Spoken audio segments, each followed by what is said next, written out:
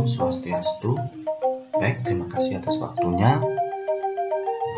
Perkenalkan, nama saya Kamal Adiarta dengan NIM 2105531128 dari Prodi Teknik Mesin Universitas Udayana, mata kuliah Praktikum Metalurgi dan dosen pengampu Profesor Dr. Djoko Gede Tirta Nindya STMT. Di sini saya akan mempresentasikan dari praktikum metalurgi, yaitu materinya tension, harness, impact, metallurgy. Next. Jadi berikutnya itu ada tension. Jadi apa itu tension atau tariknya? Jadi ketegangan uji yaitu metode yang paling umum untuk menentukan properties material seperti kekuatan, kekerasan, ketangguhan, dan yang terakhir ada keuletan. Di sini ada gambar. Inilah disebut dengan spesimen uji tarik dalam bentuk standar sebelumnya dan sesudah menarik. Berikutnya ada stress strain canvas dengan spesimen STM berbagai spesifikasi dan yang juga tersedia dari spesimen.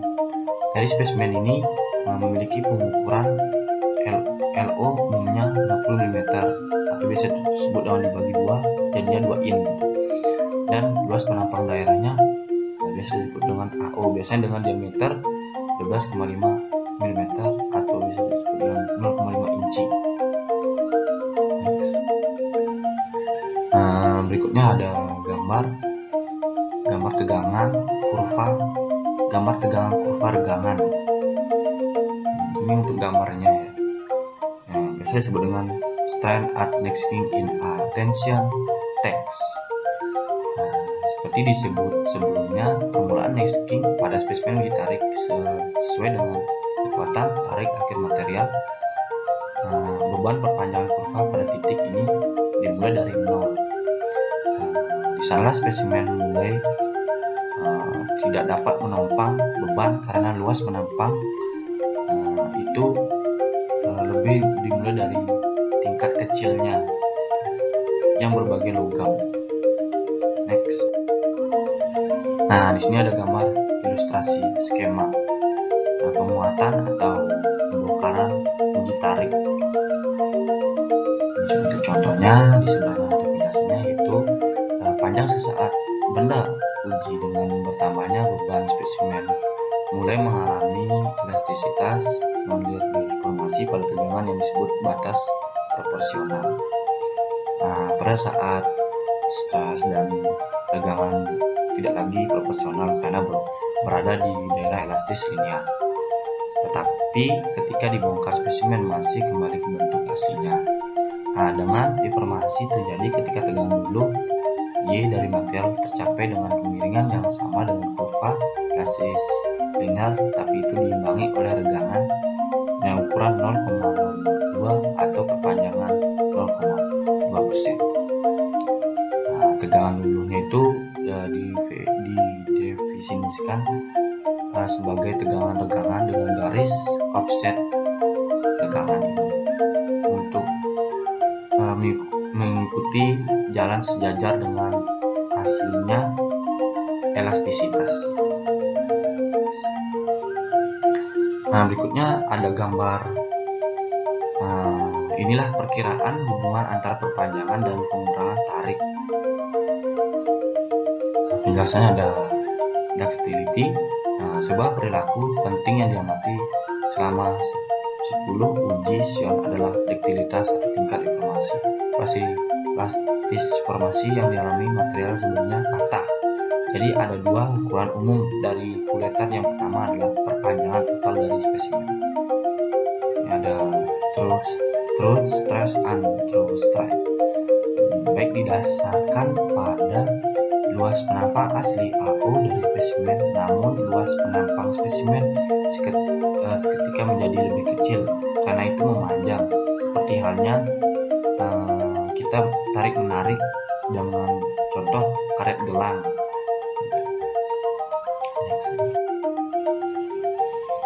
Berikutnya ada construction of stress strain curves.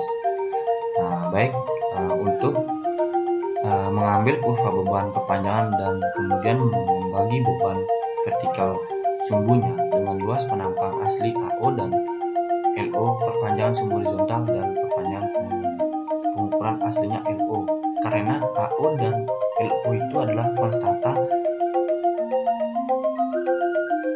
Berikutnya ada gambar kurva beban perpanjangan atau pengujian tarik spesimen baja tahan karat. Untuk gambarnya itu di sini gambar ini memiliki kurva yang positif, kemiringannya menunjukkan bahwa material menjadi lebih kuat saat mengalami regangan ini. Berikutnya ada gambar tegangan kurva regangan. Kurva mulai pada tingkat tegangan terbatas. Daerah elastis memiliki kemiringan yang terlalu curam untuk ditunjukkan pada gambar ini. Dengan demikian, kurva dimulai pada tegangan hulu C dari material di atas gambar ini. Baik, berikutnya ada strain at nesting in attention text. Seperti disebutkan sebelumnya, permulaan nesting pada spesimen uji tarik sesuai dengan kekuatan tarik akhir material. Jadi kemiringan beban perpanjangannya kurva bertitik ini adalah dengan 0. Itu dengan kemiringannya dengan 0. Next. Yang berikutnya ada gambar pengaruh suhu pada sifat mekanik baja karbon. Paling bahan menampilkan sensitivitas suhu yang sama untuk modulus elastisitas, kekuatan hulu, pemungkasan kekuatan atau keuletan. Berikutnya ada temperatur Fx.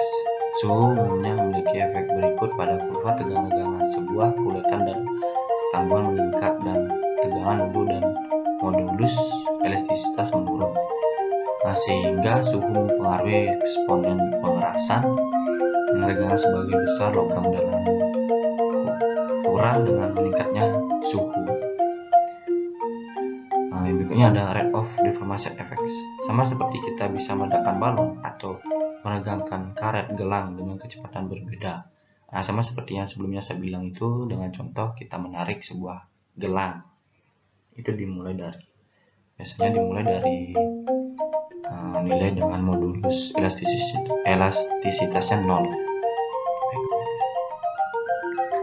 Gambar berikutnya ada pengaruh laju regangan pada ultima kekuatan tarik untuk aluminium ini. Dengan sebagian suhu meningkat, kemiringan kurva meningkat, dengan demikian kekuatan menjadi lebih sensitif terhadap regangan laju seiring dengan kenaikan suhu ini. Jadi perhatikan bahwa meningkat kekuatan material pengerasan laju regangan itu memiliki kurva ini disebut dengan sensitivitas laju regangan eksponen dengan nilai M diperoleh dari log asalkan skala vertikal dan horizontal adalah sama, tidak seperti dengan gambar ini. Itu dengan kemiringannya 45 derajat. Oleh karena itu ditunjukkan nilai M hubungannya adalah diberikan oleh persamaan. Ini temperaturnya itu dari awal 30 derajat dia terus naik 200 derajat, 400 derajat, 600 derajat, 800 derajat, dia naik 200 derajat itu satu kali naik. Untuk yang paling tinggi itu jadinya 1000 derajat temperaturnya. Baik. Berikutnya ada hydrostatic pressure effects. Berbagai pengujian telah dilakukan untuk menentukan pengaruh tekanan hidrostatik pada sifat mekanik bahan. Hasil pengujian pada tekanan hingga 3,5 GPa menunjukkan bahwa peningkatan tekanan hidrostatik secara substansial meningkatkan regangan pada patah baik untuk bahan bulat maupun kertas. Berikutnya ada radiation effects. Meningkatkan penggunaan banyak logam dan paduan dalam aplikasi nuklir. Studi extensivis telah dilakukan pada efek radiasi pada sifat mekanik. Jadi perubahan khas pada sifat baja dan logam lain yang terpapar energi tinggi radiasi meningkat untuk regangan yang tadi. Nah, berikutnya ada materi compressions. Jadi banyak operasi di bidang manufaktur, terutama proses seperti penempaan, rolling, dan ekstrusi, yaitu dilakukan dengan benda kerja yang dikenai gaya tekan menekan.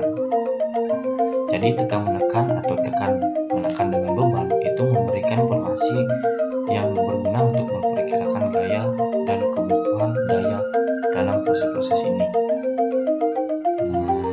Nah, ini ada gambar spesimen uji torsi untuk pembuatan kepala baut dengan didasarkan pada lembaran logam. Ini contohnya untuk pembuatan baut. Next slide. Nah, berikutnya ada bending pressure, mempersiapkan spesimen dari bahan rapuh seperti keramik sulit karena masalah yang terlibat dalam membentuk dan pemesian mereka ke dimensi yang tepat. Itu memerlukan benda uji dapat menghasilkan distribusi tegangan yang tidak seragam di sepanjang penampang. Nah, di sini ada 3 metode uji lengkungnya untuk kegetasan atau pembengkokan di 3 titik, yaitu bisa saya sebutkan maksimumnya, bendingnya, atau momennya. Next. Nah, berikutnya ada harness. Jadi harness itu biasa disebutkan dengan kekerasan. Nah, adalah properti yang umum digunakan memberikan indikasi umum kekuatan bahan dan ketahanannya terhadap goresan dan kehausan. Kekerasan biasanya didefinisikan sebagai resistensi terhadap lekukan permanen. Dengan demikian, baja lebih keras dari aluminium dan aluminium lebih keras dari timah. Nah, yang di samping ada harness text. Beberapa metode pengujian menggunakan bahan yang bentuk indentor yang berbeda dikembangkan untuk mengukur kekerasan bahan. Uji kekerasan yang umum digunakan untuk mengukur uji coba aluminium ini. Apakah dia ada kekerasan atau keuletan atau kekerasan atau ada kekurangannya atau kegagalan dengan kausan itu, maka dilakukan dengan metode pengujian harness text ini. Next. Berikutnya ada harness and strength. Karena kekerasan adalah ketahanan terhadap lengkukan permanen, itu dapat disamakan dengan melakukan uji kompresi pada volume kecil di permukaan material. Dari berikutnya itu adalah menunjukkan bahwa dalam unit yang sama kekerasan bahan dingin logam dikenyangkan kira-kira 3 kali tegangan luluhnya. Diawali dengan huruf Y untuk logam anil. Berikutnya ada harness testing procedures. Agar uji kekerasan menjadi bermakna dan andal, zona deformasi di bawah indentor harus dibiarkan berkembang secara bebas. Biar lokasi indentor berkenan dengan tepi spesimen yang akan diuji dan ketebalan spesimen adalah pertimbangan penting. Umumnya lokasi harus setidaknya 2 diameter indentor dari tepi spesimen, dan ketebalan spesimen harus setidaknya kita lakukan berturut-turut dengan penetrasi 10 kali. Next.